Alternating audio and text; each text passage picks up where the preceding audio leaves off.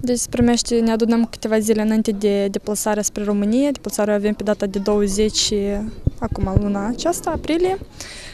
Avem un turneu de dezvoltare UEFA în România, unde participă 5 echipe, este un turneu de 5 echipe. Vom avea 4 meciuri foarte importante, cele mai importante de până acum, căci cantonamentul trecut a fost doar unul de selecție unde am jucat cu România, însă acum sunt meciuri importante, oficiale, unde trebuie să jucăm bine. Avem fete noi, am convocat acum 4 jucătoare anul 2001, vrem să ne uităm jucătoare mai tinere, pe viitor, vedem.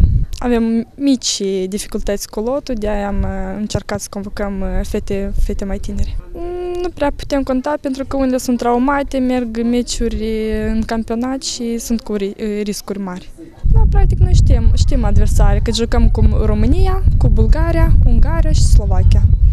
Deci am mai jucat cu ei și practic știm, însă noi studiem și îi analizăm bine. Obiectiv mereu este acela de a juca cât mai bine și de a arăta un meci frumos. Da, sigur, e ca și primul turneu, experiență unele fete nu prea au, unele au de anul trecut, însă cam puține fete sunt cu experiență, însă trecem și peste asta.